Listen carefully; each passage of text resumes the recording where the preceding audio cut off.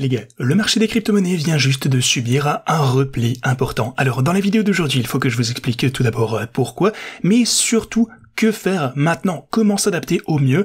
Avec vous, je vais passer en revue plein de graphiques importants qui peuvent nous y aider. Ça nous montrera le prochain mouvement majeur potentiel pour les cryptos. Je vous parlerai bien sûr de ma gestion personnelle de la situation et bien d'autres choses encore. Alors restez par ici du début jusqu'à la fin pour toutes ces infos.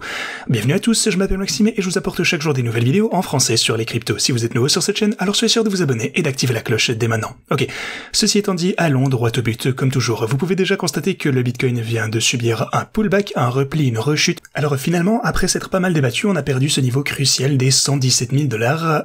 Alors le prochain niveau de support, ça va se situer ici un petit peu plus bas aux 112 000. Donc on a encore une nouvelle chute potentielle. Qu'est-ce que ça nous donne? 2,15%. Encore une fois, c'est pas certain, mais en tout cas, on trouvera sûrement du support de ce côté. Ce sera le prochain niveau plus fort, on va dire. Si vous prenez maintenant le marché des altcoins, eh bien la situation n'est pas rose, c'est le moins qu'on puisse dire.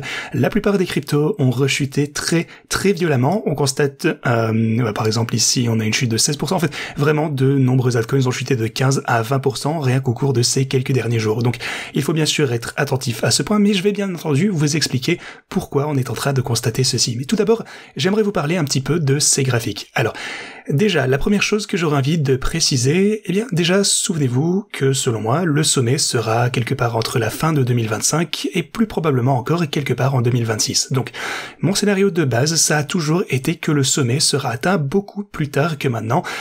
Donc, jusqu'à ce point, pour le coup, la volatilité devrait toujours être présente. Forcément, on ne peut pas monter en ligne droite, on allait connaître des fluctuations à la hausse et à la baisse, donc finalement, ça ne devrait pas être une grosse surprise. N'oubliez pas non plus que chaque baisse qu'on observe, surtout au cours des 6 derniers mois, quelque chose comme ceci, eh bien, ça a juste constitué une super opportunité pour acheter, avant simplement de continuer notre période de hausse. Donc les dips ont toujours été une bonne opportunité, c'est important d'en tenir compte, et l'Ethereum semble toujours assez solide, pour le coup il se maintient aux 3620 $.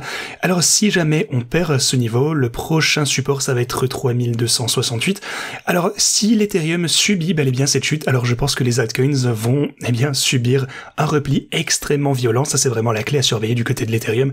Si vous prenez par exemple le graphe mensuel pour l'Ethereum, vous savez que ça c'est un graphique extrêmement important dont je vous parle depuis un moment déjà, vous pouvez voir qu'effectivement on a clôturé notre chandelle verte au-dessus de cette ligne de tendance. Maintenant la question c'est de savoir si on va pouvoir se maintenir au-dessus de ce point. Bien sûr, on a une chandelle rouge actuellement, ça va probablement venir chuter, retester ce point, on verra à quel point on va pouvoir constater de la force ou non, donc cette ligne est aux 3500 $. Donc on verra bien si le cours peut rebondir à partir de ceci, confirmer le support et poursuivre sa période de hausse, ce qui selon moi risque de se produire, eh bien ce sera très encourageant. Mais voilà, bien entendu, on va laisser le graphe faire son truc et faire ses allers-retours sur l'intervalle mensuel. Ça va prendre du temps, mais on va finir par le savoir, donc je ne suis vraiment pas trop inquiet pour le moment. Encore une fois, je suis très à l'aise avec la plupart de mes positions altcoins, bien entendu, et ce, surtout grâce à mes stratégies de trading, et je vous en parlerai plus en détail dans un petit moment. Alors, si vous prenez Solana maintenant, vous pouvez voir qu'on a également connu une chute importante. Doge a pas mal chuté également, c'est vraiment sous la ligne de tendance ici pour le coup. Alors effectivement, on a du support sûrement ici aux alentours des 20 cents, même si pas énormément. En réalité, le niveau vraiment le plus important, c'est aux alentours des 15 cents pour Doge. Et vous pouvez voir vraiment que à chaque fois qu'on est passé sous cette ligne, on est redescendu, et bien pour le coup jusqu'au 14,5. On a atteint ceci à 1, 2 et 3 reprises, et à chaque fois, on a pu obtenir un rebond assez important. Donc voilà, ça va être un élément absolument crucial à surveiller du côté de Doge, et ça signifie également pour le coup que le reste des cryptos vont sûrement suivre un mouvement assez similaire. Ici, on est un petit peu en train de perdre de la force, donc on verra bien si ça suit Doge, donc je surveille ceci de très près. Alors, même chose du côté de XRP, ici on a un support au 2,78 $, suivi du niveau plus important encore au 2,36 $. Pour Cardano, support important 61 cents. Pour PP, actuellement on est sur le support des 0,0, beaucoup de 0 et 10, ou 10,34 plus précisément. Et ça pour le coup, ça représente un niveau d'achat pour moi, en fait, au niveau de mon trade, donc il va falloir que je m'y mette. Je vous ai annoncé ça hier, mais je vous parlerai de ceci plus en détail, ainsi que de ce que je fais, mes transactions, etc. Je vous montrerai ça dans la vidéo que je vais publier sur la chaîne de trading plus tard au cours de cette journée. Donc voilà, c'est un petit peu comme ça que ça va se passer. N'hésitez pas à vous abonner à ma seconde chaîne de trading. Si vous n'êtes pas abonné, consultez la description de cette vidéo, vous pourrez trouver le lien vers la chaîne de trading de ce côté. Donc pour ce qui est de PP, on est sur le support actuellement. Ensuite, on a également un prochain support ici au encore plus de 0 et 900. Pour ce qui est de SUI, on a également perdu ce niveau de support clé. On est à 3,18$ pour le prochain niveau de support. En fait, la raison pour laquelle les altcoins chutent plus fortement, c'est parce que la dominance du Bitcoin a connu un gros rebond. Alors vraiment, comme à chaque fois, si vous prêtez attention à ces lignes oranges, eh bien c'est le facteur le plus crucial pour l'évolution du prix depuis ces quelques derniers mois. En ce moment, eh bien les marchés traditionnels connaissent également des pullbacks importants. Pour le coup, on a une situation qui n'est vraiment pas favorable. Ici, on est actuellement en chute de presque 3% pour le coup, ce qui pour la finance traditionnelle est vraiment énorme. Bien, enfin, bon. Évidemment, on a observé une tendance haussière extrêmement constante depuis l'année dernière sur ces marchés. Mais voilà, ça pour le coup, ça inquiète quelque peu le marché, ça fait longtemps qu'on n'a pas rechuté aussi violemment. Alors concernant mes trades, pour mes stratégies de trading, etc., on est toujours en hausse de 905 $, au sujet de mes stratégies dynamiques, pour le coup, qui sont toujours dans le vert de leur côté.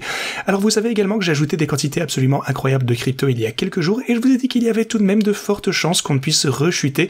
Cependant, eh bien, si on baisse, effectivement, ça signifie que je vais pouvoir acheter jusqu'à ce qu'on trouve un bottom. Par exemple, du côté du Bitcoin, vous pouvez voir que je compte acheter jusqu'aux 58 000 $. Alors si le cours rechute, ça signifie simplement que je vais pouvoir accumuler davantage de liquidités, donc je ne m'inquiète absolument pas de ceci. Encore une fois, la seule chose à faire, c'est de bien gérer le risque pour éviter la liquidation, il faut donc que j'augmente ma marge. Ma stratégie Ethereum est toujours en hausse également, et pour le coup on pourrait descendre jusqu'aux 2848 $, et le cours resterait toujours dans ma fourchette de trading. J'achèterai toujours donc le DIPS, je ne suis donc pas du tout inquiet à ce sujet. Solana est en baisse, Doge s'est vraiment fait casser la figure, repli important ici de ce côté, mais par contre on pourra descendre jusqu'aux 15 cents et ça continuera de trader en achetant chaque dip. Donc voilà, ça pour le coup c'est une super nouvelle, encore une fois c'est quelque chose qui ne m'inquiète pas trop. Alors si le cours continue à chuter, eh bien vous le savez, les stratégies de trading vont pouvoir acheter à la baisse, donc je vais pouvoir accumuler davantage au fur et à mesure qu'on redescend. Alors, une chose que j'aurais envie de vous dire, cependant, c'est que si vous souhaitez utiliser ces stratégies, eh bien vous pourrez entrer à un prix bien inférieur, même par rapport à celui auquel j'ai commencé à trader. Je vous partage simplement mes paramètres, bien entendu, je vous montre ce que je fais personnellement. Je ne vous donne pas de conseils financiers ici, vous pouvez juste vous inspirer de ce que je fais. Si vous souhaitez utiliser les bots de trading, eh bien vous pourrez le faire en utilisant la description de cette vidéo. Si vous souhaitez prendre position à un prix inférieur dès maintenant, eh bien surtout assurez-vous de regarder les tutos en haut pour bien comprendre comment ça marche. Ensuite, vous avez le lien d'inscription juste ici pour Pionex, et puis le lien de ce côté qui vous ramènera à cette page, et de ce côté, eh bien vous pourrez utiliser la stratégie de votre choix. Vous avez tous les altcoins principaux, donc Bitcoin, Ethereum, Solana, Doge ou n'importe quelle autre crypto qui pourrait vous intéresser, vous la trouverez certainement ici.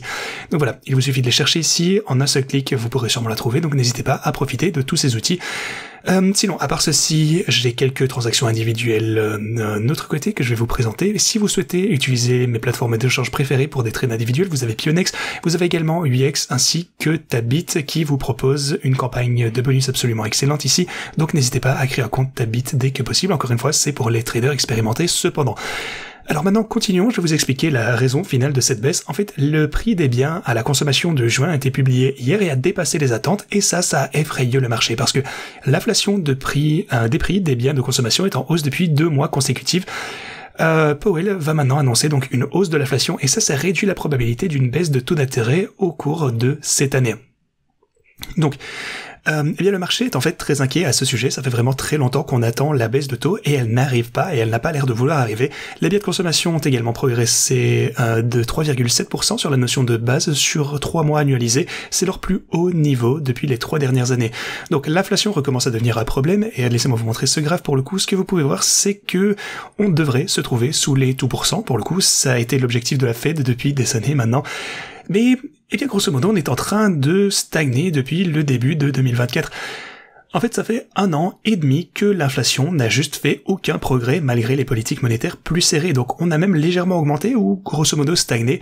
Donc, ça signifie que Jérôme Powell pourrait en fait ne pas du tout faire chuter les taux d'intérêt au sein de cette année, et ça c'est vraiment la grosse crainte de ce marché, parce que on s'attendait à un pic de ce marché au cours de cet été, et maintenant, étant donné eh bien qu'on n'attend plus vraiment de baisse de taux, tout va être largement retardé. Donc c'est pour ça que le marché a réagi négativement, c'est pour ça que tout est dans le rouge actuellement aussi. Un autre facteur intéressant, c'est que MicroStrategy s'apprête à lever 4,2 milliards. Alors oui, ça pour le coup c'est incroyable, ça va accentuer la pression acheteuse pour le Bitcoin. Cependant, on sait également également autre chose, et c'est que cette fois ils ne vont pas émettre davantage d'actions ordinaires pour financer leur achat, sauf si la valeur liquidative de l'entreprise est de 2%. En fait, ce que ça signifie, c'est que, en résumé, le ratio entre le cours de l'action ainsi que la quantité de Bitcoin détenue doit être plus élevé. En résumé, en fait, le cours de l'action MicroStrategy est, selon eux, sous-évalué par rapport à combien de Bitcoin ils possèdent. Ce que ça veut dire, c'est qu'ils lèvent 36 milliards de dollars depuis novembre, donc ils ont acheté pour 36 milliards de dollars de Bitcoin, ce qui est assez incroyable, mais le truc c'est que 8 milliards de ceux-ci étaient en instruments privilégiés et 5 milliards de ceux-ci se trouvaient également en CB. De ce fait, les 2/3 de ces achats, en quelque sorte, ont été financés par des actions ordinaires et ceux-ci, ils ne comptent plus en lever. Alors, la demande actuelle de MicroStrategy va considérablement rechuter, et ça c'est quelque chose qui, malheureusement, inquiète le marché actuellement. Si MicroStrategy, a, en quelque sorte, porté le bull run du Bitcoin toute seule, eh bien ça va s'arrêter. Bon, pour le coup, j'ai pas forcément peur de ceci, parce que je pense que la demande de Bitcoin va se poursuivre progressivement, que ce soit pour MicroStrategy ou d'autres entreprises, et même des institutions et des pays, vous le savez. Pour moi, la demande ne peut qu'augmenter, ce qui me fait dire que cette chute ne peut être que temporaire. Ça va sûrement se traduire par pas mal d'achats de Bitcoin pour beaucoup de gens. Est-ce qu'on pourrait chuter davantage? Oui, bien entendu. Est-ce que ce serait une meilleure opportunité d'investir si on continue à chuter? Eh bien, oui, bien entendu. Selon moi, évidemment, c'est pas un conseil financier, mais en quelque sorte, je ne suis pas du tout inquiet.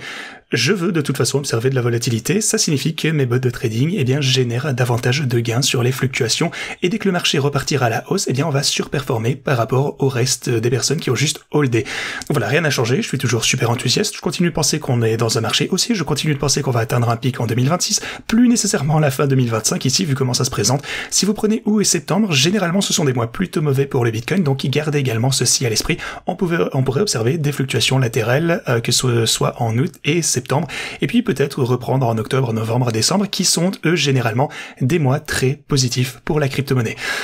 Voilà, c'est un petit peu tout ce que j'avais à vous proposer aujourd'hui. Encore une fois, n'oubliez pas de passer par ma deuxième chaîne de trading, où de ce côté je passerai en revue mes transactions exactes. Qu'est-ce que je compte faire pour gérer ce dip? Eh bien je vous le dirai de ce côté. Merci d'avoir regardé et à la prochaine.